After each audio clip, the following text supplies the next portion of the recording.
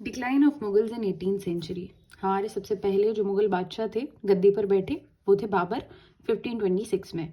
औरंगजेब की डेथ 1707 में हुई और उनकी डेथ के बाद डिक्लाइन होना चालू हो गया। जितने भी रूलर्स उसके बाद आए वो बहुत ही ज़्यादा वीक थे इन नेचर। सबसे पहला रीज़न यही है हमारा, week successors after Aurangzeb.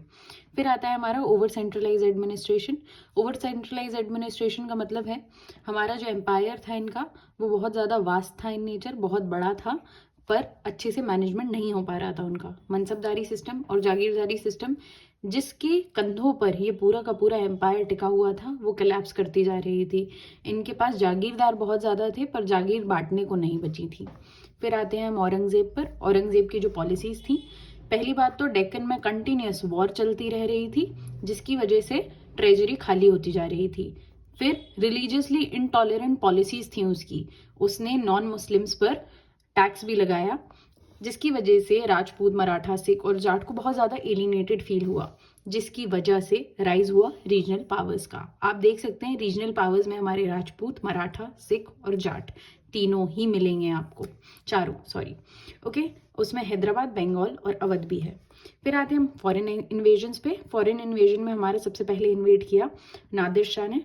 Nadir Shah के इन्वेजन के दौरान बैटल ऑफ करनाल हुआ 1739 में। इस दौरान वो पीकॉक थ्रोन भी लेकर गया और कोहिनूर भी चुरा कर लेकर गया।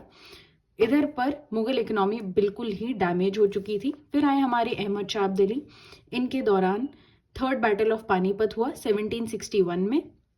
बहुतों बार इन्होंने इन्वेड किया। फिर हुआ हमारा इकोनॉमिक डिक्लाइन, क्योंकि इतने सारे इन्वेजन्स के बाद और कंटिन्यूस डेक्कन में वॉर के बाद हमारा जो ट्रेजरी था खाली हो चुका था। इनएफिशिएंट रेवेन्यू कलेक्शन बहुत ज़्यादा अच्छा नहीं था, करप्शन बहुत ज़्यादा था।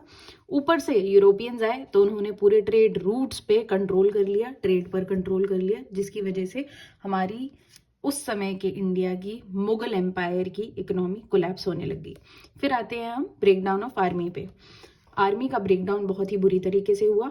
मुगल आर्मी अपने आप को मॉडर्नाइज करना भूल गई थी, वो मॉडर्नाइज नहीं करी। यूरोपियंस जो आए वो ट्रेंड पर्सनल्स आर्मी के साथ आए और बहुत ही ज़्यादा डिसिप्लिन के साथ आए। कोर्ट फैक्शनलिज्म बहुत था, यहाँ पर किंग मेकर्स ज़्यादा थे, किंग नहीं।